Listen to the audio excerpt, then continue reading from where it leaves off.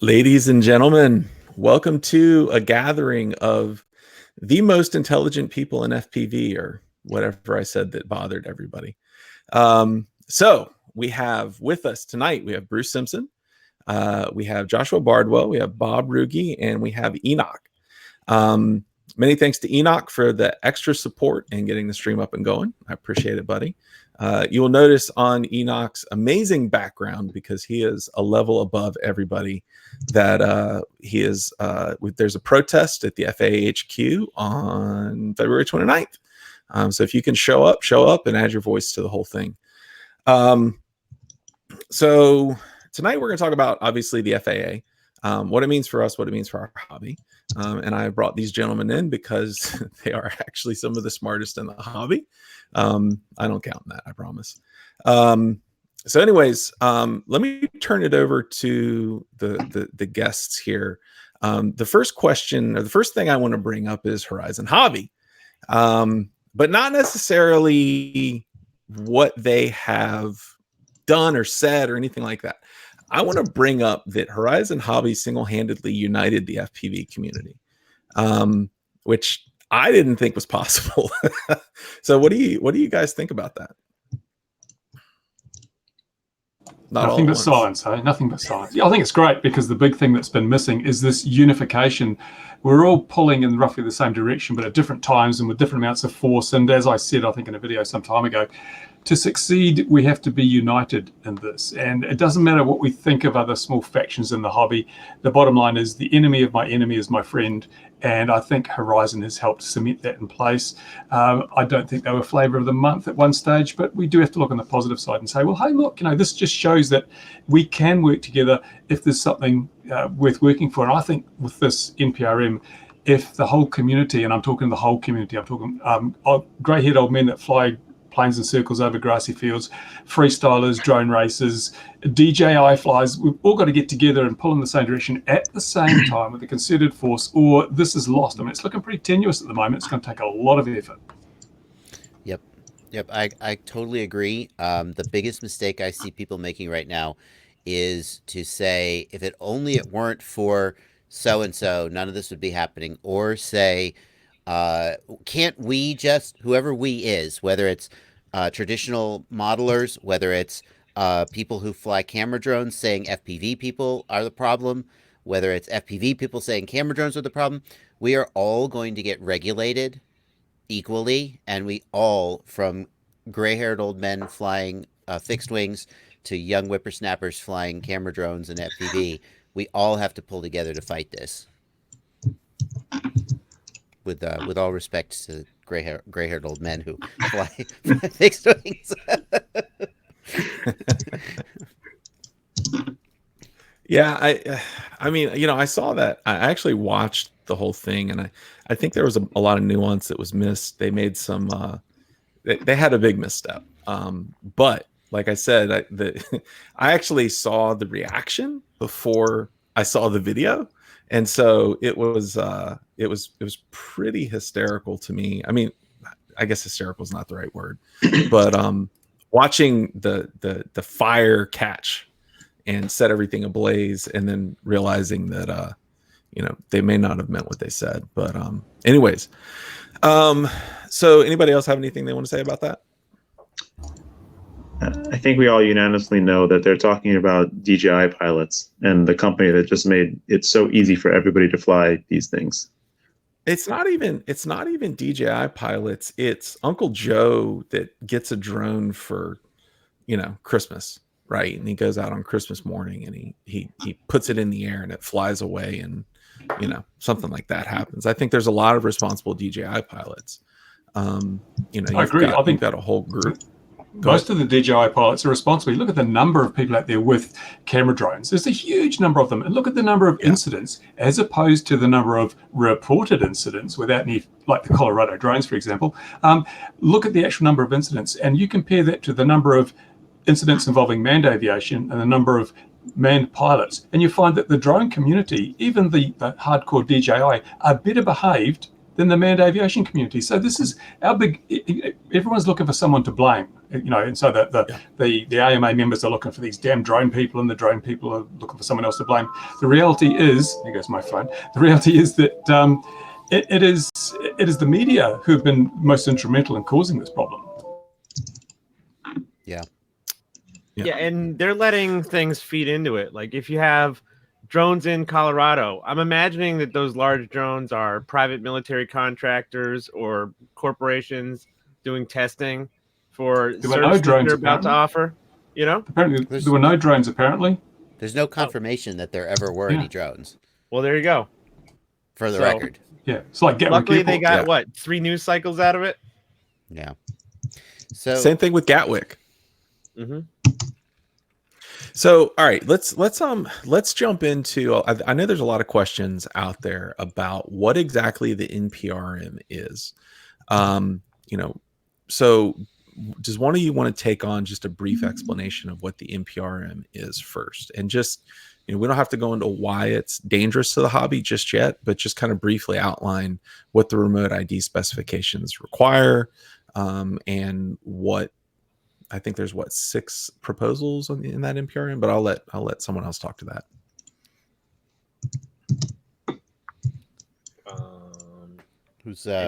Who's most prepared? Bruce, do you want to tackle that one?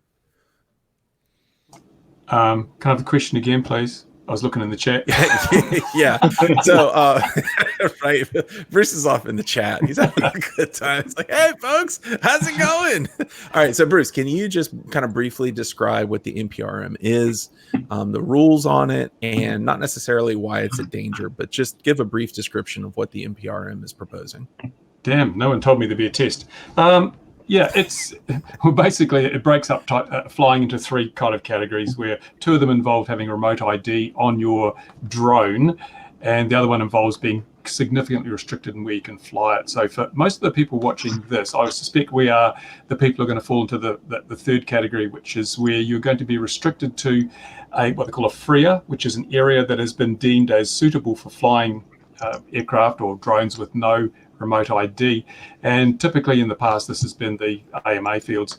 Now, the problem that we face is that we mostly build our own drones, and no sort of scratch-built craft is going to qualify for the remote ID, because there's the risks of people spoofing the ID and things. So it has to be totally secure. So it'll be certified craft, basically, that can operate in other regions. So we're going to have to fly in grassy fields in the middle of nowhere. And the problem with that is that the grassy fields are only going to be allocated once. And after 12 months, there'll be no new grassy fields allocated. That means you might have a great place to fly now, but in a year or two's time, when that grassy field becomes a supermarket car park, it's gone forever. And there's no new fields created to replace it. So it sort of pushes the hobby into an ever decreasing area until it eventually just disappears. But if you're flying a store-bought drone, you'll be able to fly under 2 methods. One of them involves having onboard broadcast of your position, like basically a beacon that broadcasts your position and other stuff. And the other one will be involved in transferring that information from the craft to your cell phone or whatever, but it'll require you to have an internet connection. And that's kind of where a lot of people have balked to, because some of the safest places to fly are the places that don't have an internet connection. If you're miles from anywhere in the middle of nowhere and there's no internet connection, well, really, you can't fly there because you need to be connected. It looks like the FAA want the government to know where every drone is at every moment in time. So they'll either be in a FRIA, or they'll be reporting their position through the internet to, or via a USS, I think I call it, which is an unmanned sort of traffic system. And you'll have to pay a subscription for that. So from the perspective of a drone operator, it's more cost, because your craft will cost more because they have to have this remote ID thing on them, and that's not going to be free. You'll have to subscribe to a internet-based service that enables you to transfer that data to the control center, the governing body. And you'll, in the case of something that doesn't qualify, you'll have to belong to a community-based organization that has a FRIA, a sort of a free area you can fly in. So everyone's cost is going to go up, and it just makes the whole thing a whole lot more complicated. Forget about flying bandos, forget about diving buildings, unless you buy a store-bought drone with a remote ID. And I don't really see many freestyle or mini quads having that kind of facility, or many FPV models at all having those kind of abilities. So there are so many hooks in this whole thing. And I think what we have to look at is, what are they trying to achieve? And my hashtag is show me the bodies, because we have this fantastic record of safety. It's not about safety, it's about control, which is why all of this movement, all these drones are going to be available in real time to whoever wants them, basically, whoever's authorized to get that data. So there's privacy issues as well. It's a real dog's breakfast. I'm sure I've missed something, so someone else can fill in the gaps. Isn't there a stipulation that you can't actually, like, it's got to be store-bought? You can't build your own. Yeah, I think that's the key thing that a lot of people are missing, because a lot of people are saying, they're saying, whatever, this won't affect me, we'll just retrofit. And the FAA has helped this along, because they got some estimate that someone pulled out of their ass that 93% or some large percent of existing drones could be retrofitted to be compliant. And the reality is that you will not be able to buy a remote ID transponder and stick it on your drone, even if you wanted to. You will only be able to fly drones outside of a FRIA, those grassy fields that Bruce talked about. Outside of a FRIA, you would only be able to fly a drone that came as sort of a kit from an FAA certified manufacturer. And the thinking here is that if you can just build your own and you say, don't worry, I'm compliant, then you could fudge and break the rules. So the FAA wants manufacturers to go and say, dear FAA, come look at our procedures. You see that we're all compliant and no one can tamper with this. And then they sell that to you and you can't tamper with it. And there's no way for you to do that as an individual. And there's no way for you to retrofit existing stuff to be compliant. It doesn't fit into the model that they have defined. And so every single drone that you currently own, every single plane, every single flight test, foam board, all of it can't be flown except at a FRIA, and FRIAs disappear over time and they're gone and they just don't exist under this new paradigm. And the other thing is it has to be tamper-proof and not modified. So when you do buy something, you're not going to be able to go to your 3D printer and print out the mount for your new camera. You're not going to be able to design something. Not legally. Not legal. Like a cool mount to put your GoPro in. That will be illegal. That'll be modification. Yeah. And by the way, I think we all need to give an amazing round of applause to Enok for the slides and memes. While Bruce was presenting, Enok had a presentation going completely unprompted. I thought it was amazing. No problem. All right. So why, so that's what it is, right? And I think we've kind of touched into it. But what happens if it passes? Like where, and I guess I know the FPV community. There's a whole lot of, you can pry this out of my cold dead hands. How viable is that as a solution for, ignoring the NPRM and the rules once they take place? Well, you can look to Canada for that. I mean, if you look at Canada, they've got a whole lot of really crazy drone rules. One of them is that you must keep a flight log. Every flight must be logged. Any maintenance or alterations to your craft must be logged, and those logs have to be kept for 12 months and be available on demand. I've not heard of one single person ever being asked to show their logs or whatever. It is there just to make a case if you do something wrong. If you don't pop up on the radar, then a lot of this stuff just doesn't matter. It's only if you've done something wrong, they want to throw the book at you, they can then make all these demands. I think if you're asking where do we go, I think we have to go sub 250 until they outlaw that as well. Now, does sub 250, is it exempted in the NPRM? It's because I haven't been clear on that. Unless you have a 107. If you have a part 107, you also have to register everything sub 250 and follow all of the regulations. Yeah, so how are you going to fit a remote ID on a sub 250? That's not going to work. In the back pages of the document, it goes back and forth on the sub 250 thing. It's not clear. Yeah, they reserve the right to include it in the net later on. But interestingly enough, go back to Canada again. They've had the no prescriptive rules for the sub 250 class now for, I don't know, it's over a year, I think. And there has not been, I've looked pretty hard, I cannot find one incident where a sub 250 craft has been involved in a risk to personal property. So they've said basically, if you're flying sub 250, just don't hurt people, don't break their stuff, and you're good to go. You can fly to 1,000 feet, you can fly at an airport. There's no restrictions prescriptively, but you must fly safely. And as far as I'm aware, no one has been held to account for reckless flying of a sub 250. So I'm really disappointed that the regulators around the world don't learn from their peers in other countries. I mean, New Zealand has the shielded operation clause, which means if you fly under the trees, no one gives a damn. You're not going to hit a 747 or a Cessna there. But it's like, oh, we didn't think of that, so we're not going to include that excellent rule in our rule book. We'll come up with some new ones that are even worse. I mean,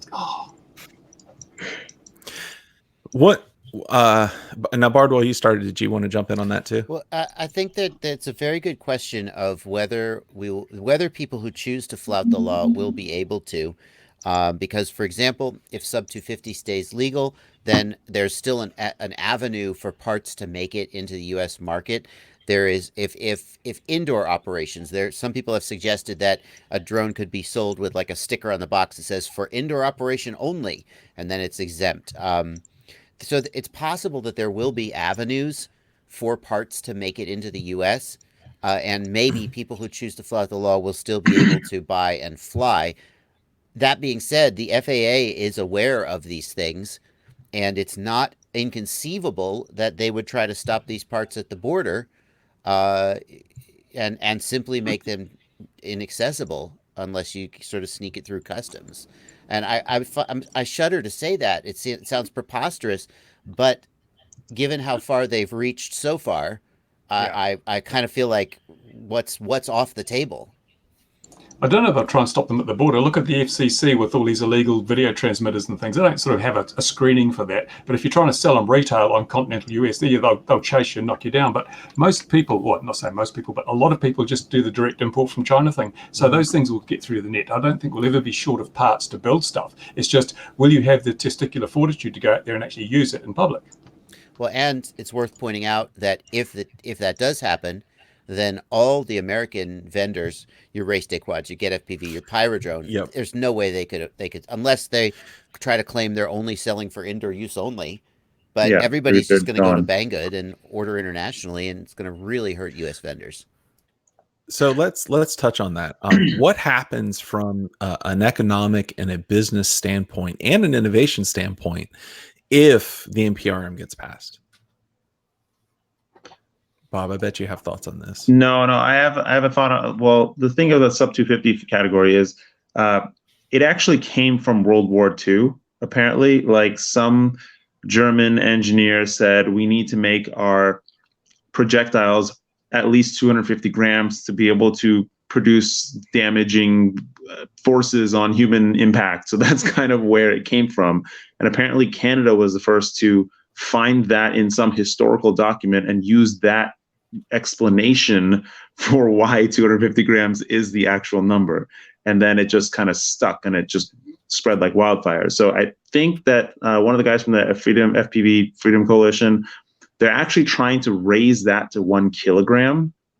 And that would be a great thing if they could get that done, because it's an arbitrary number. They just made it up out of nowhere.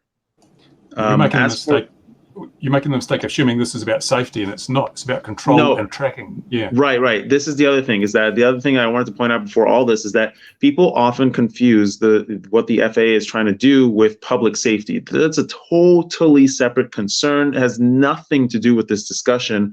Public safety is local police, local government. It's you, frankly, just being stupid and not being safe on your own. That is totally separate from this particular discussion. FAA actually has no interest in public safety at all. They have interest in liability for themselves, and only really liability for themselves. And they're just making like accommodations for everything else. I do think safety is in there, but not in the way that people think. I think that there are components of the government, like Department of Homeland Security, that are very concerned about some of the things people might do with drones that are pushing the FAA. And I think that's how safety gets into it. And it explains why they would like to try to create a paradigm where every single aircraft in the airspace is tracked at all times and logged. But what I say to that is, like, if every single person in the entire United States had a chip that broadcast their location at all times to a government database in real time, which is what they're talking about doing to all of our aircraft, then lots of crimes would get solved. Okay, Michael's holding up his phone. Yeah, Enok. Well, no, Enok held it up first. He's 100% right. Like, lots of crimes would get solved. You're carrying it, Joshua. But they can't. Okay, that's different. But they presumably can't access that information without a warrant, and it's opt-in. You can opt out of that if you choose not to. Yeah, well, you don't have to fly a drone. You just have to live in the woods alone. You don't have to fly a drone. You can opt out as well. But this whole thing about tracking, it becomes a ridiculous thing. Under the rules in every country, it is the obligation of the unmanned aircraft operator to avoid manned aircraft. It's our responsibility to get out of their way, right? So I find it amazing that they're looking at making sure every unmanned aircraft has a transponder. But if you're flying a manned aircraft in Class G airspace, you don't need one. So if they want to track all the aircraft, why can't they mandate ADS-B in Class G airspace? It's not a requirement. And if we're supposed to look out for them, surely they're the ones that should be broadcasting their position, location, heading, and everything like that. So even this doesn't really gel very well with me. So, Joshua, the DHS being a driver, what other, and if anybody else has seen the political, because I honestly don't know what the political landscape looks like. For me, it's opaque at the FAA level. DHS seems to be driving some of it. Who else from a governmental standpoint is driving it? In my opinion, military contractors.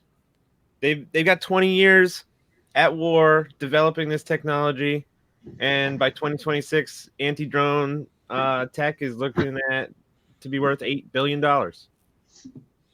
So, well, the CDA is also a big force in this. Don't forget that when there was a discussion over the revocation of 336, they basically said, we can't start commercial drone services until we get these pesky model aircraft out of the sky. That was basically their whole pitch to the politicians, and they swallowed it hook, line, and sinker. So there's a lot of companies that have got a lot of venture capital invested in them, and they believe they're currently stalemated because they can't do anything until they've got this ability to go BVLOS and everything. So they're the ones that are driving this. A lot of lobbying going on. How much does Google spend in lobbying? $11 million a year. There's a lot of commercial pressure going on here. I think security, safety, it all becomes secondary to the mighty dollar. This is America we're talking about. So I think there's commercial pressures that are driving this at the moment. I'm saying they don't want you anywhere near this stuff. Yeah. Yeah. I mean, so, there is an analog to what is happening to the airspace, which is frequency and spectrum on the FCC side, where if you're, and I'm sure I know they do this all over the world.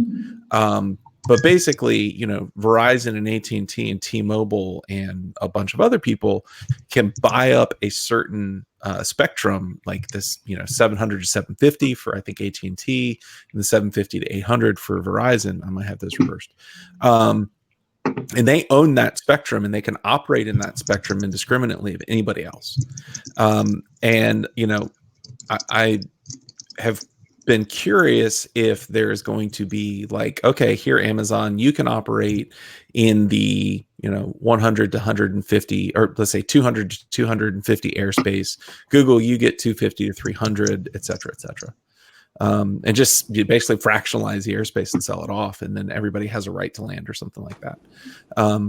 Do any of y'all see that being a distinct possibility, or do you think that it'll just still be mishmash? Absolutely. It's until unmanned aviation or drones came along, the airspace from 0 to 400 was worthless. No one wanted this. Unsafe for manned aviation. But now commercial entities can see, we can use that. We can make money out of that. Even if we're not going to use it ourselves, if we can grab it and get an allocation or a license, it's something we can sell further down the track. It becomes like radio frequency spectrum. If you own a piece of it, that's a tradable commodity. And I think there's probably a certain amount of that, because I can't see that Amazon and DHL. Like, this drone delivery thing, it's a bit of a joke. I think we know the limitations of drones and the way delivery. Say you order a pizza, it's not going to come by drone. Or say DHL want to deliver 100 packages a day, they're not going to send them by drone. It's ridiculous. It's not even economically viable. What they'll have is driverless vehicles. You'll be sitting in your house and you'll get a little SMS message pops up and says, your delivery arrives in 5 minutes. Here's the PIN number. You go outside, stand on the sidewalk. The driverless vehicle pulls up. You key in your PIN number, a door opens, you take your package out and it drives off. And that's how you do it. It can deliver hundreds of packages a day. It needs one charge a day, and it's totally safe because if something goes wrong, it just stops in the middle of the road. It doesn't fall out of the sky and kill somebody. The technology favors that kind of drone delivery, and I think Amazon and all the others, it's all pie in the sky. It's not going to work. I'm not going to have a $10,000 drone delivering a $5 pizza. It's not going to happen. The problem is that cars aren't cool. Drones are cool. Yeah. You're right. And as I say, there's so much venture capital tied up in this, that people are selling the sizzle and forget about the steak. It's all about the sizzle. It's easy to raise venture capital if promising this fantastic future. Dealing with reality is not quite so much. And I think what's happening now is that the companies that got all this VC are being pressured by the investors to say, well, let's see some results. And they're saying, well, we can't do anything until the airspace is cleared. So you've got venture capitalists pushing the FAA to clear the airspace, get these damn pesky toys out of the airspace, and you've got these drone delivery companies also saying we can't do it until we've cleared the space. So all these commercial pressures all accumulate, along with perhaps an interest in safety and security. But if it was really about making sure that people weren't going to use everyday devices for bad things, don't you think that you'd need a license and registration to own a pressure cooker? Boston Marathon. No, that's a proof. These things have been used, right? Yeah, but drones have never been used in the Western world as a device for terror. I built a cruise missile in 2002. I proved the concept. I proved that anyone with a few clues could go online, buy all the bits, put them together and make a cruise missile with a 10 kg payload. But nobody did it because it's much easier to find some fanatic and tape them up with explosives and send them into a supermarket or something. I mean, or get them on a pickup truck. Toyota pickups should be banned because they all use them. They put machine guns on the back. We've seen it on TV, on CNN, but they don't do that. They're tracing kids' toys. This whole security thing, it is a joke. It's a smokescreen. It's not what this is really about. Didn't you get in trouble for that cruise missile? I got in big trouble for it. But I mean, I wanted to make the point. And I'm so pleased to admit I was wrong because I thought people would do this, but I didn't realize how lazy people really are. Why do we go to all the trouble of building a cruise missile and working at it? We just get old Ahmed here and tape him up with explosives and send him into the combat zone. That's what they do. So it's not because they're lazy. I have had long discussions about this with somebody from Homeland Security. It takes like three things for somebody to actually do that. It's the knowledge, intent, and something else. And the thing is that I always ask them, why are they asking me for help and advice or whatever? And they're like, well, you have two of these three. You just don't have the intent of doing evil or wrong or whatever. And I thought that was very interesting. So that's why the bad guys probably don't have the knowledge and the other aspect to be able to do what you're saying. But we all know, hey, if we wanted to do something, it's not that hard. Well, I think they do have the knowledge. I mean, look in Syria, they've used drones against targets in Saudi. I mean, they've got the knowledge, but there are just much easier, simpler ways to do it. Fill a pressure cooker up with explosives and stand on the side of a running race. That's so simple. And you're not going to trigger any alarms. And because if you take something like a Phantom 4, how much can it lift? Maybe 1.5 pounds. And so it's not... What? I just remembered there was a news story in... somewhere that was delivering drugs by drones to to prison. It from no I think it was in Japan or somebody. There was like a drug cartel that was doing all of their drug deliveries by drone. Anyways, I mean, that's the other thing they roll out. They roll out, people are getting contraband into prisons through using drones. We've got to control these drones. But more contraband is slipped into prisons by bent prison guards or up people's bottoms. I mean, these are far more common, more effective ways of doing it. So again, the media highlights these tiny few cases, the few proven cases, and makes a big deal out of it because it sells papers and gets eyeballs on screens. So the perception is way out of touch with reality. But of course, people with vested interests are leveraging that perception to their benefit. And we've got no way of addressing that. We just can't we're such a small group that we can't redress the balance that is tipped so badly against us. Well, I think we all understand that, like, we're not going to be the people that are doing these things. It's going to, and if you put the restrictions on us, we're still not going to be the people. It's going to be people who just have these intentions and the ability to get the stuff. And so then that puts the question in front of us, will they get rid of all the stuff? You know? And I think this is just a back way to say we're going to ban all this equipment. They're scared of people having the equipment, and that's sad because you got a 100-year RC flight history that's spotless. Yeah, we have a great track record of safety. And the thing is that lawbreakers, by definition, don't break laws. I mean, if someone, you can have these drones registered and all this remote ID, but when someone goes to rob a bank, do they use their own car? Of course not. They steal one and use that. So this whole thing of having registration going to stop crime, it's not going to work. Even bank robbers aren't that stupid. So it is just a feel-good thing. I want them to prove. Now, if I go to an airport and say, oh, I'd like to hire an airplane and fly this Cessna 172, they don't just take my word for it that I'm a pilot. They want proof. They want me to prove that I've done all the tests and I've got the knowledge and the experience and the skill to fly that plane. But we've got the FAA coming to us from sitting behind a desk saying, oh, you have to do this. And I'm saying, well, I want the proof. Show me the bodies. I want the proof that what you say is justified. And where's the risk assessment? I want to see the risk assessment. There's no risk assessment. And even the federal government's own rulemaking policies say that the rules must be based on a risk assessment and science. I've seen none of either. And so perhaps the biggest way to challenge this is to say you're violating the policies that are used for creating rules. And if you're going to do that, then why? Why can't you play by your own rules? What are you covering up? It's just, the thing that's silly is you can add bad intent to anything. Bad intent to a baseball bat. Bad intent, you can add it to anything. And we can't go around banning everything. It's not going to work. And even small, simple RC airplanes are going to still be able to be put together by anybody. Yep. And the other thing is, look at the UK. They banned guns. Now it is the knife crime capital of the world. Bad actors will always find a way to achieve a result. If you ban one thing, they use something else. I mean, you're not solving the problem. You're solving the symptom. And so you need to address the problem to stop bad people from doing bad things. The intent is the problem. Yeah. So, all right. So I'm gonna take us on a slightly different trajectory right now. And Bardwell, I think you could have something to say to this. So I've been in this since 2016, which makes me a baby compared probably to the rest of y'all. But since 2016, the innovation and the scale of progression has been extraordinary. What happens to that innovation if this NPRM passes? Yeah, you're totally right there. And I think this is one of the unsung tragedies of the NPRM. It's a tragedy that people who enjoy a safe and harmless hobby will have that taken away from them.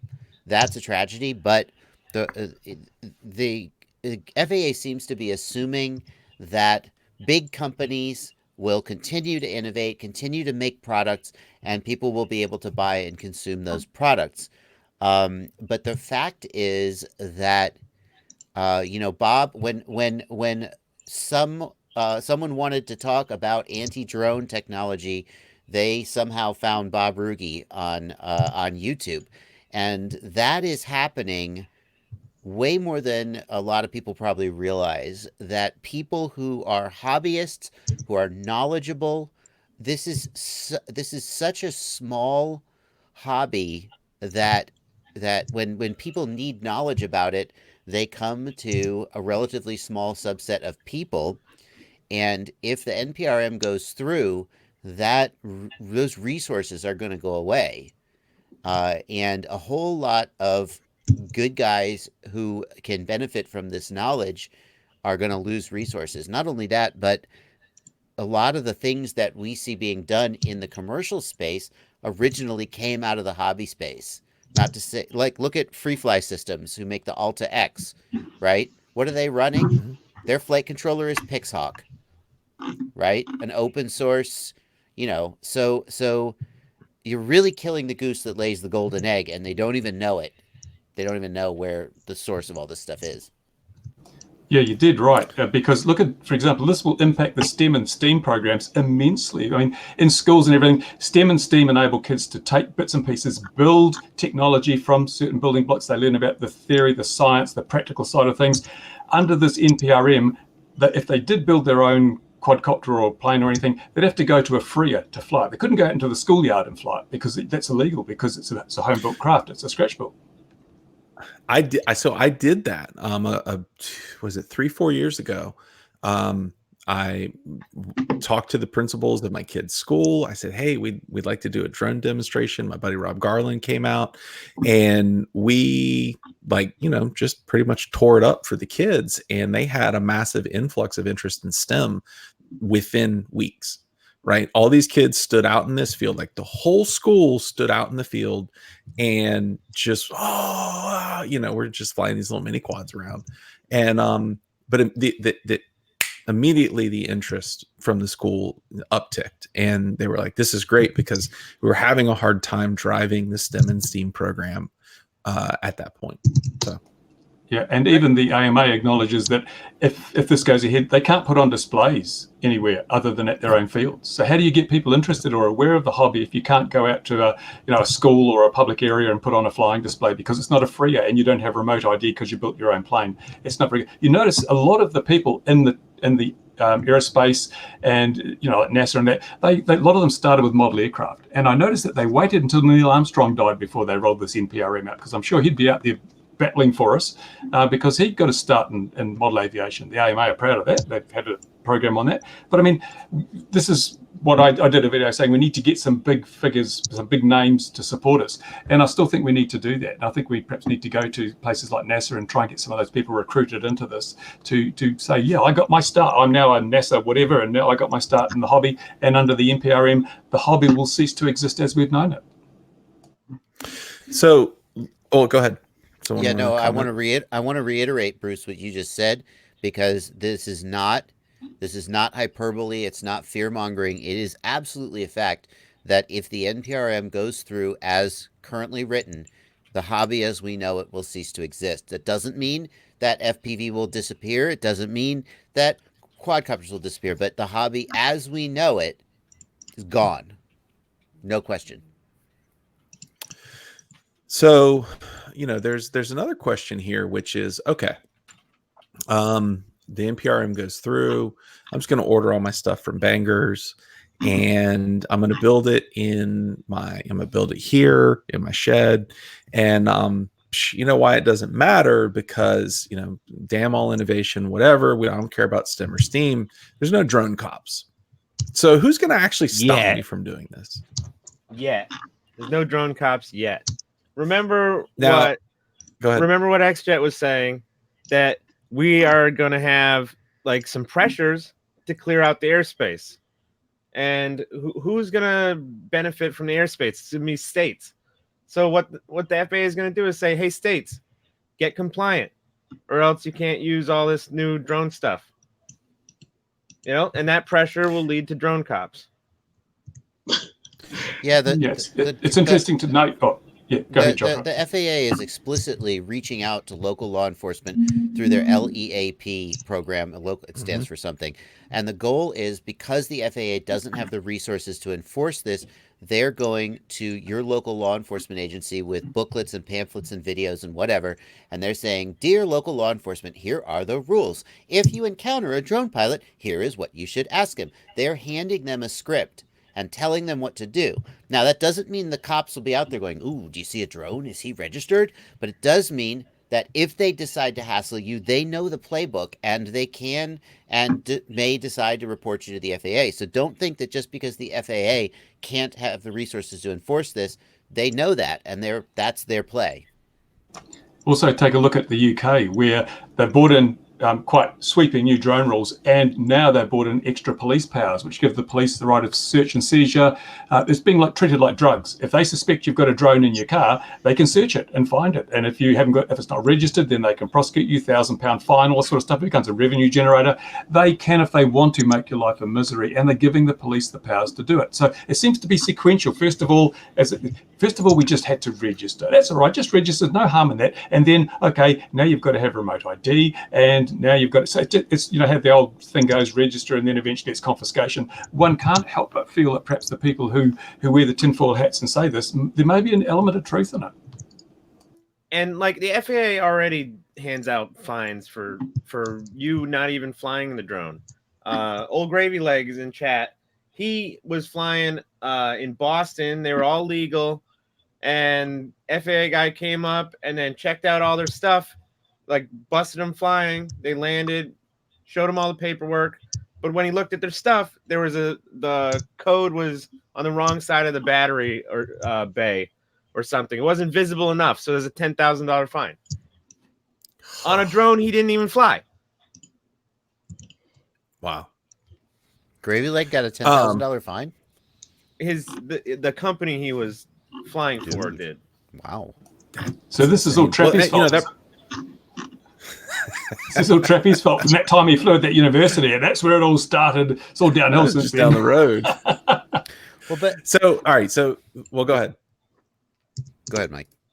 All right. So the final question on this part of the topic is, okay, I've decided to flaunt the law. I bought all my stuff from Banggood, and I'm flying, and I didn't think there were drone police. Oh, and it turns out there are drone police. What now? Do I get fined? What happens? And how much can I get fined? I'm not sure that, but I would just declare my drone to be a gun and claim Second Amendment rights. Well, people in the chat are saying, I've heard these comments before. It's like, you know, we can have guns, but we can't have drones. I assure you, there's no Second Amendment for drones. Well, that is true. That is true. In addition, they would love to do this with guns. It's just too late. That horse is out of the barn, right? Yeah. Don't think that if they could have managed to do guns the exact same way that they wouldn't have. Gravy confirms it was 10 grand. Well, it's a lot of money. But surely if you're not allowed to put guns on drones, but you can put drones on guns. And if you don't put heat shrink over the wires between the motors and the main part, is it a bare arm? Can you have bare arms? It's just like, you got a right to bare arms. Drone, but it's also got a lower receiver, so. Hold on. Everybody stop. Everybody stop. Can we just honor the amazing dad joke that was just dropped in the middle of this extraordinarily serious topic? I want everybody to applaud Bruce because we all have the right to bear arms. All right. So, okay, Enok, we've discussed why this is bad. We've discussed what it is. We've discussed that you eventually will get caught. We've discussed that you can get fined. So what are some steps we can take to stop it? Well, you can comment on the NPRM, but I don't know how effective that'll be. And they also put in to extend the comment period, and the FAA rejected that. So I don't imagine the comments are going to be having that much effect. So luckily, I put in permits to do a protest in Hancock Park directly in front of the FAA headquarters. So there we go. And that is, if you look behind Enok, you will see that there is a protest on February 29th at Hancock Park. We'll be there Friday too. We'll be there the 28th too, setting up. In case you get there, we'll give you stuff. You can go pick at them while they're open. So just talk us through real quick, like, what's the intent? What is, like, are we assembling peacefully? Are we all going to go out there and rip balls until they, acquiesce? Washington, D.C. is a 30-mile no-fly zone. So no one is flying anything. This is a fully peaceful protest. If you show up early on Friday and you want to picket, like, bring signs that say things that mean something to you, like saving the hobby, like saving your access to the technology, saving kids access to the technology. And I think everybody is looking at it now. And, at first, if you build it, you don't know if they'll come, and then people start showing up. And so maybe, just maybe, it's going to snowball into something really, really big and really powerful. And I hope that power gives all of us a voice to stop, too much regulation. Have you been in touch with any of the schools in the district? Because one thing that really works well is having kids there. Because the other thing that concerns me, I'm all for protest. I think it's a great thing. It's a human right. The thing that concerns me about things like protests and online petitions is it's a double-edged sword. If only 50 people turn up, then the FAA and the politicians can turn around and say, see, no one's really against it. It's only 50 people out of 320 million in the USA. You've got to try and get the numbers have to really be there. Otherwise, they can use it against you in a way by saying, no one even gave a damn and turned up. Yeah, and I mean, we officially, I think it's been a week and a half, 2 weeks maybe, that we've put out the protest. Had everything planned out, and now we're finalizing the plans and stuff. But I think now's the time that we have to start pushing it real hard and tell people, you're not going to get another chance before they make these decisions. This is the last chance that we're going to have. And maybe it doesn't get rid of the NPRM completely. Maybe it just stops it. But if we can just catch this little break, if we can slow it down and get some leverage in there, maybe we can make a difference. Okay, have you contacted the AMA? Because I would think the AMA should be getting right behind this, and they should have the clubs in the region should be also working. You need to leverage your own assets, and hopefully we can work together with the AMA. It'd be a good challenge to the AMA. Let's put them to the test. If you're really in favour of blocking this NPRM, get your club members in the Washington district to turn up at this thing, and get them to promote it as well to their members, and see if they do. If they don't, then I don't know what we do, but we really need to do that. And as for the whole NPRM thing, I tend to think that the FAA has left themselves a little bit of wiggle room here, because this is a two-stage process. There's the NPRM, and let's face it, they don't really want to change much, which is why they didn't offer the extension, because their minds are all made up. They don't need to extend anything because they're not going to change anything. Or are they? Because I think the freer example is probably where they're going to make a concession. They're going to say, because the AMA and everyone's saying it's the end of the hobby, the FAA will come back and say, we listen to every submission. And as a result of those submissions, we've decided that new freers will be appointed every 5 years. Every 5 years, we'll review the freer situation. So the hobby isn't doomed. There'll always be a place for you guys to fly your airplanes in a grassy field somewhere. Then the politicians will look at that and go, oh, yes, the FAA have considered everything, so let's rubber stamp that. And as I said, it's a two-stage process. I wonder if you give up on the FAA as a lost cause. They're not going to change anything except to perhaps help it ease through the next stage. Focus on the politicians. Now, the more outrageous this NPRM is, the more opportunity you've got to convince politicians it shouldn't pass. If the FAA do tweak it enough, then you won't be able to get the politicians to say this is unacceptable. They'll say, no, it's okay because they've changed some. So where do you focus your attentions? At the NPRM itself or at the politicians who, if they don't rubber stamp it, will block it? The problem, I believe, is the NPRM gets stuffed inside another bill, and it's just going to get swept through. Well, hang on. But let's be clear. The FAA Reauthorization Act of 2016 already the remote ID is already a law. It's just the devil in the details now. The FAA has been legislatively mandated to implement this. So nothing they don't need anything rubber stamped because it's already been stamped. But that doesn't mean that there's no accountability. And I want to agree, Bruce, that I really am worried that people will say this is a done deal. There's no point in commenting. They're not going to listen anyway. A person who was in the room with another person from the FAA told me that the person from the FAA said, there are people in the FAA who want to fight this, and they need your comments in order to fight it internally. And this person said, do not underestimate the importance of the comment period. And that came straight from someone in the FAA, who obviously is not speaking on the record. We need as many so there are three things we need to do. One is we need as many comments as we can get, and two is we need to be contacting our representatives. Because those people can put pressure on the FAA from above. And when you contact them and say, I vote and I care and I want to know what you're doing about this, they eventually will listen. And the third thing, go to the protest. That's the third thing. Sorry, Michael. Go ahead. Oh, no, you're good. So let's talk about commenting. So number one, what's the deadline for commenting? March and number 2nd. two, how do you comment? Like, what's the appropriate way of commenting? Because I'm assuming that, F the FAA is not a good way to comment. So right. So it's very important that the comments be personal. You need to speak about yourself and tell them who you are, tell them about, because part of the problem, and I think Flight Test made a great point of this. Part of the problem is that they simply don't know that we exist. They think that they have a picture of a drone pilot or an SUAS pilot, and it is not who we are. And simply telling them, I build my own drones, for example. I am a STEM teacher and I fly in my schoolyard, and I couldn't do that under the NPRM. That alone can be useful. There are the FPV Freedom Coalition has a 25-page response where they go through all of their objections. If you felt like reading that and picking and choosing some of those, you could.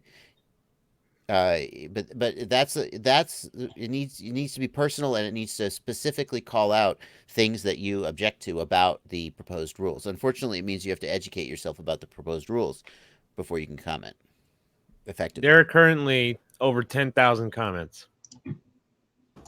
Yeah, it's not many out of a population of 320 million. Yeah. Yeah, that's the problem. We're such a small community, and even when you look at us as a total, when I say our community, I'm talking about the scratch builders, be it rotary wing or fixed wing, whatever. We are even now such a small percentage of the total drone community that every single person needs to make their voice heard, or we will be insignificant. So, and this might be a harebrained idea, and feel free to tell me it is a harebrained idea. What does throwing your weight behind, say, the AMA, tossing a little cash at them, becoming a member, the FPV Freedom Coalition, the Flight Test, their group, does that have any effect? Can they speak with a louder voice because they have, 25, 50, 100,000 people behind them? Well, that's a bit hard to say. I mean, I think that obviously the bigger the organization, the more numbers, the more importance that has. It's not a money thing, I don't think. And if it was a money thing, we've definitely lost, because there are so many millions of dollars tied up in lobbying and venture finance and so forth that we can't fight it on a dollar for dollar basis. The most valuable thing that we as individuals have is our voice via the submission system and via any other mechanism that we can find, such as the protest. I mean, if every FPVer in America turned up at that protest, I think it would have an effect. Absolutely. It would. But getting people to know what's happening is already an uphill battle, and it's up to everybody out there to talk to the people, maybe if they're not even involved in RC modeling or hobby flight, get them to understand that this thing that might be novel to them, they're not paying much attention to, it's going to be banned, and it's going to affect you, and it's going to affect a lot of stuff like access to STEM.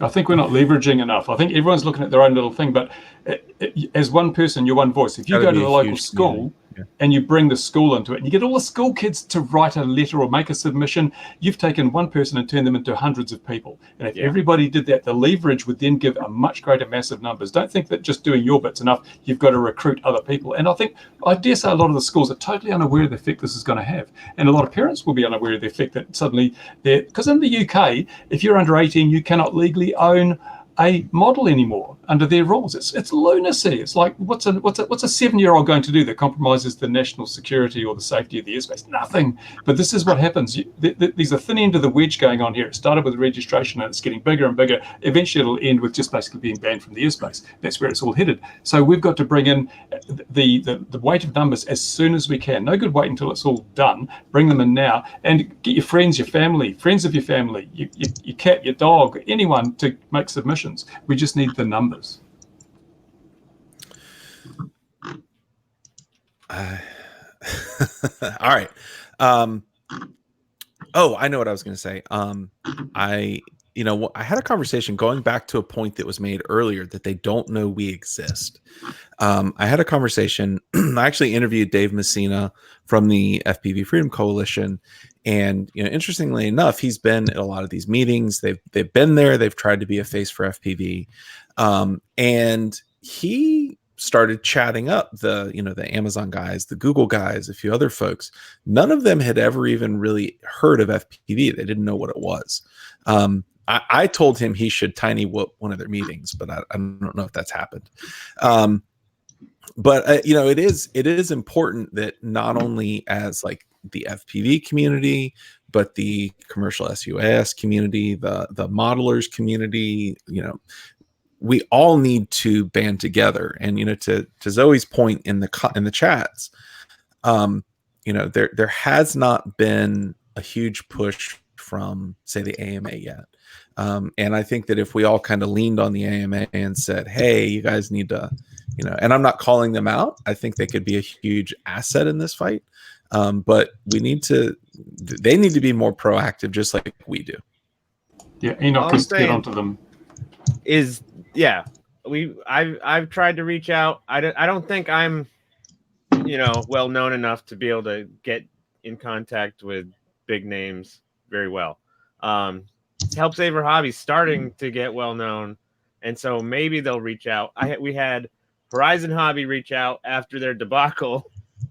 So maybe Horizon Hobby is going to get behind the protest and understand the mistake that they made and not helping Unify. And I think the AMA is making the same mistake. And if you think you're going to be safe, you're wrong. And now's the time to make the move to push back. And you're not going to have a chance later.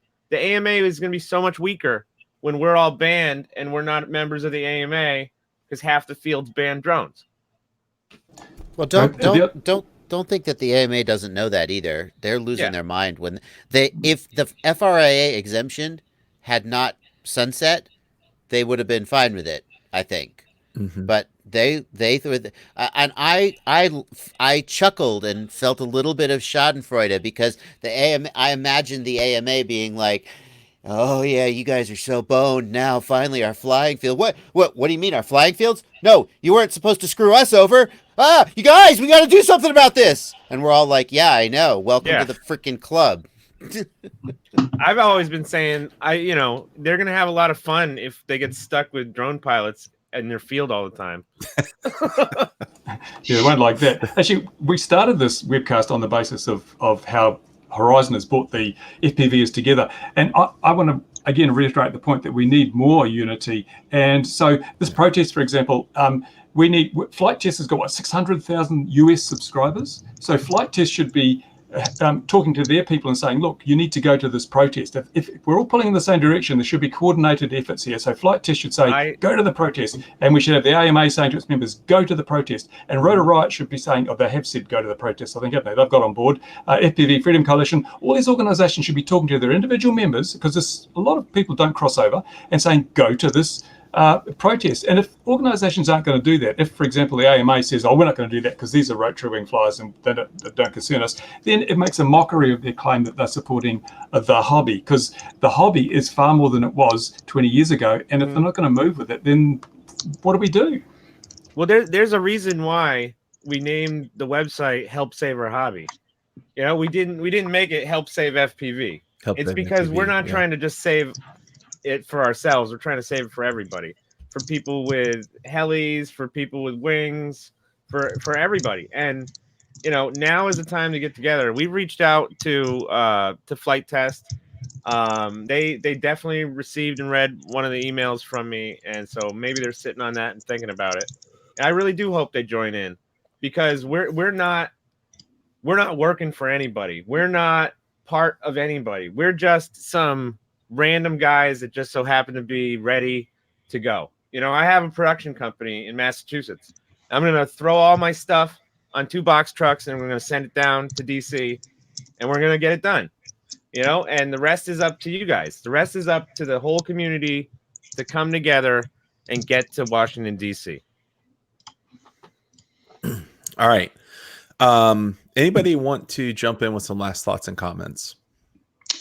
One thing I want to say about FPV, Freedom Coalition, and the other groups that are trying to do something about all this stuff, particularly the guys that are ahead of the FPV FC, they're just retired guys that are doing this to try and save things. They don't have no other ulterior motives at all.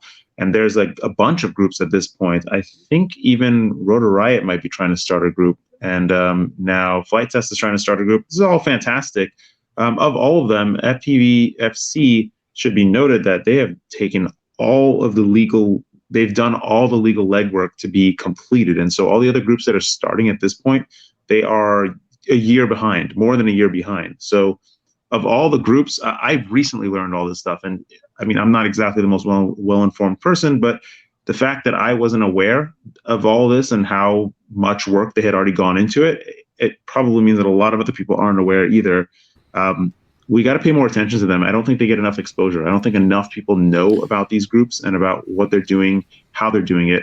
Flight Test got a lot of good exposure because they were kind of in the media's eye and they put out edited content for everybody to view and see. I mean, they have an editing team to do that, so it's very easy for them to do this kind of stuff. But the other people that have been doing this a lot longer put a lot more effort into it. And not that they don't quite have the following, but they have more corporate knowledge and knowledge of lobbying behind them than the Flight Test people or any other group. They should be paid attention to more. And I'm going to be trying to kind of aggregate more information, because right now FPVFC just has a bunch of like several hour long just talking videos on their YouTube channel, which is kind of hard to digest. But they're not getting enough exposure. These groups of people that are trying to make an effort and are actually, this is like their full-time kind of thing, they're not getting enough exposure. Just wanted to say that. I want to jump in on that and say that there are some people in the comments and some people who aren't even here who are suspicious of FPV Freedom Coalition because of their affiliation with Rotor Riot and because of Rotor Riot's affiliation with Red Cat. And I'm not here to tell you, like, trust me. But what I am here to tell you is if you go to the FPV Freedom Coalition website, you can see their 25-page comment that they're leaving on the NPRM. And you can read that and you can see if that sounds to you like the voice of someone who is truly fighting or if that sounds like the voice of someone who isn't. You look at it and you decide for yourself. I would also like to say, Bob, you talked about the FPV Freedom Coalition is a year ahead of everyone else. In what way? People are asking. There are some requirements for, a CBO, a community-based organization. Right now, it's thought that the AMA is the only entity that will fit the characteristics of a CBO.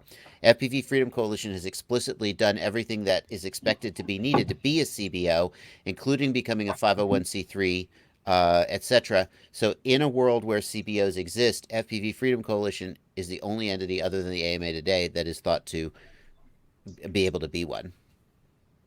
Yeah, I agree. And the thing is, I can't believe how few members they have, given how many people are active in this community. It's like everyone expects someone else to do the hard work. So I think everyone has to rally around and join in and support them and all the other people, all the other organizations that are working. But they have done an extremely good job. I know a lot of people like to hate, but we've got to settle that aside. I mean, I'll gladly work with my worst enemy if it makes some benefit for me.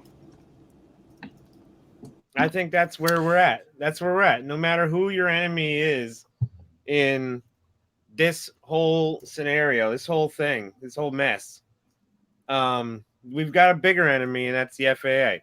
That's the NPRM that's about to take all of the stuff we've invested in, take all of the communities that we've built, all the industry that we rely on, and the businesses and the people that we found and things in common with, and destroy it all. So it's a choice we got to make, whether or not we try to protect all that stuff, good with the bad, or we let them take everything and wipe it all out. Yep, I think someone has to make a submission to the AMA to get them more online with the other groups in the community, because they do seem to sort of put up a little firewall around themselves, and they've got this coalition of hobby companies, which almost all of them are fixed wing type hobby companies. There's not a lot of great representation of the FPV hobby in there. They seem to be sort of circling the wagons, so to speak. But I think we need to explain to them that there are benefits to working with everybody else. And for example, they should be promoting that protest to their members right now. And I think all those companies should look at Horizon Hobby's mistake and realize it's a bad decision to divide the communities. Yep.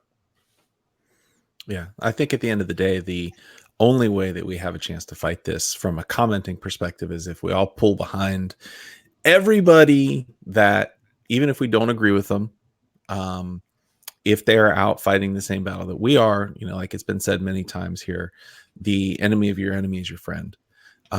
So even if you don't like the FPVFC or the AMA or whoever, if they're pulling for the same thing that we are, then we need to help them out. We need to all be behind that. That's why I put my hand up as someone who is I've probably offended everybody equally out of all these groups. So I thought I'd put my hand up, and if everyone wants to work together, I'm happy to coordinate, because I'm not even a US resident. So there's no skin off my nose, but I am a great supporter of the hobby, and I'd really love to coordinate all the different groups. If they don't want to talk to each other, then coordinate through me so we can get this concerted and synchronized effort all pulling in the same direction. But there's been the only group that has actually sort of come back and wants to do that is the FPV Freedom Coalition at the moment. I've heard nothing from any of the other groups, and so I just wait, and hopefully someone will come knocking on my door. We can get things moving in the right direction.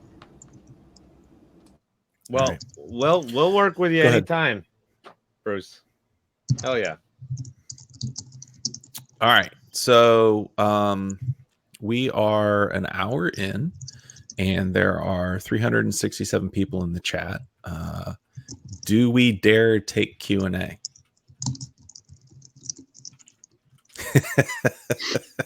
Nobody wants to jump in and volunteer. All right, let's take. Let's try to take a few questions from the chat. Let's do it, and I'll read them off as I see them. If I miss them, I'm sorry, but let's go. Bruce, if they asked you to be AMA president, would you even consider it? Oh, why not? I've got nothing else to do with my time. Yeah.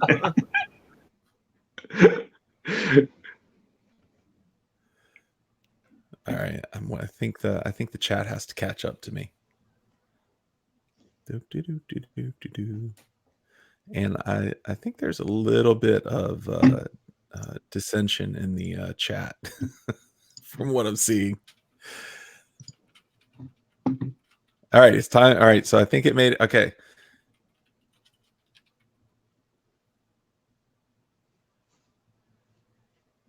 All right. Well, part of so all right, Brent the Wizard. Part of live streams is keep talking. my apologies. All right, Brent the Wizard brings up, what about lawyering up? I mean, is it possible that we can lawyer up and that it can be fought in a legal battle? Interesting question. Remember John Taylor, the guy that overturned the registration thing right at the start? I think it was John Taylor, wasn't that his name? Yeah. He was. He went in there and fought against, got it turned over until they then repealed 336 and gave the FAA the power to do it. But I don't think we could win a lawyering battle because we don't have the money. And as from what I've seen of America, he with the biggest checkbook wins. I might be wrong. There apparently is some funding to access for trying to defend personal freedoms. And that's another thing that the FPV-FC are trying to work on as well as a secondary objective. So that's not out of the question. I've been in contact with the ACLU as well, seeing if they could do possibly class action lawsuits or injunctions against the NPRM, and they're still looking at that right now. Let's see. So MC's Creation has an interesting question. Does the FAA really think that China is going to stop making and selling the same stuff for FPV? What are the implications that China will still be making parts? China will still make it. Some people in the U.S. will probably still be able to buy it. The implication is that U.S. vendors will be at a disadvantage compared to foreign vendors, and especially Chinese vendors. And it'll be harder for people to do these things. Some people will get in trouble and get fined. But no, people will still keep buying the stuff, and people will still keep making them.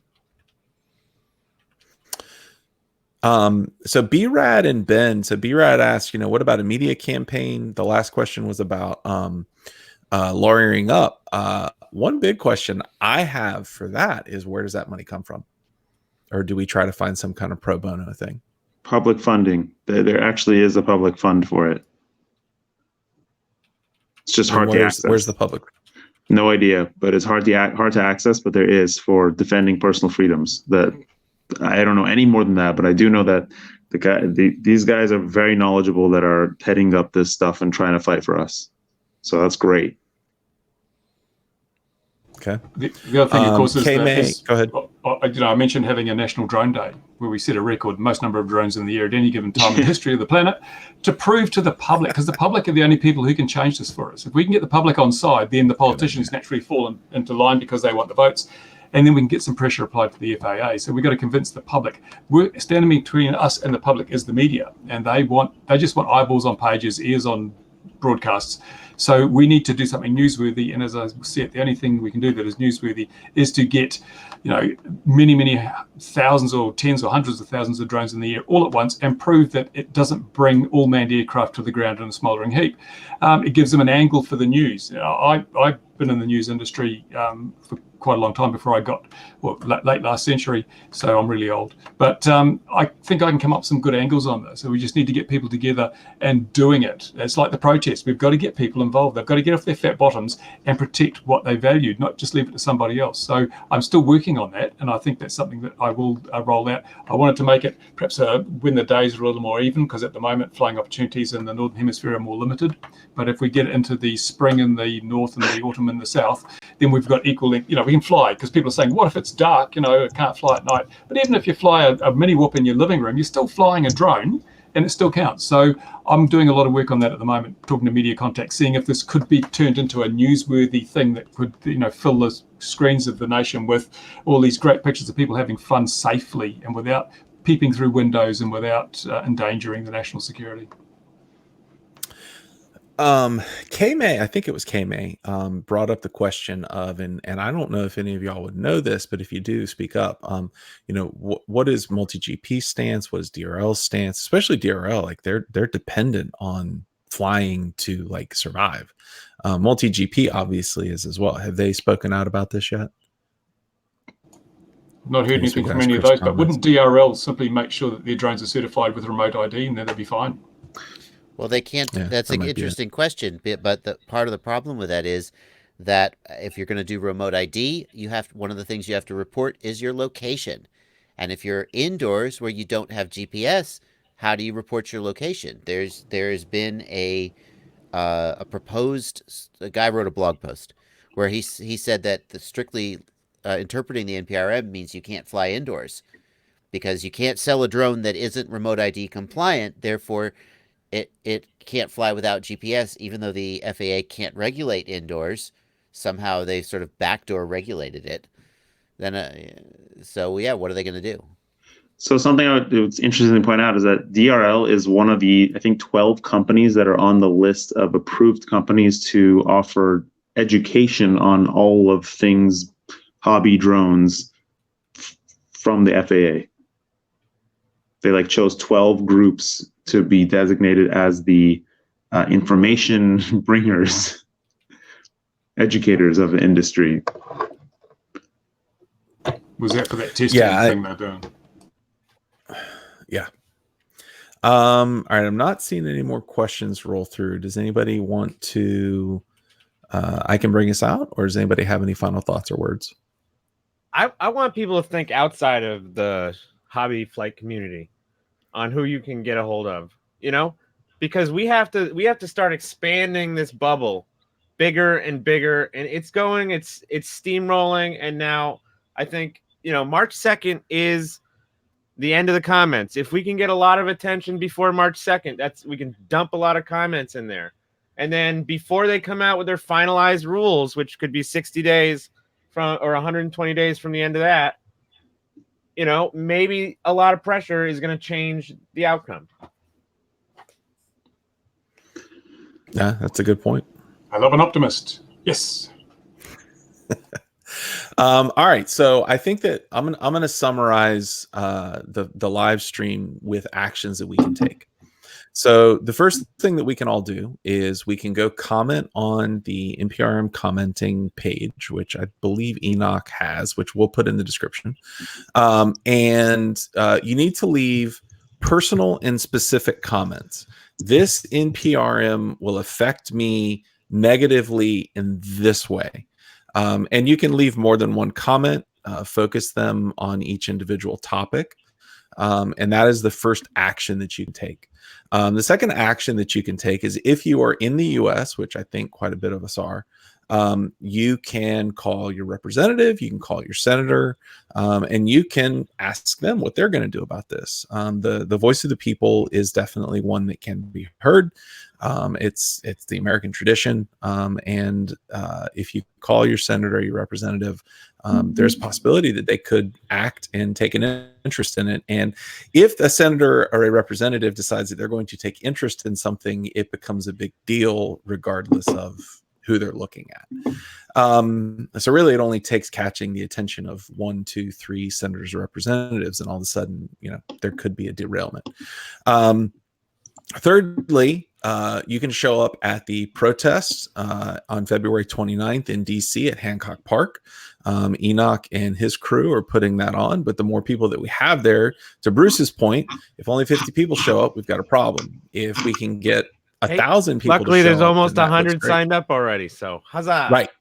Right. So it should be 1,000 though. Come on, folks. It should be 1,000. So go and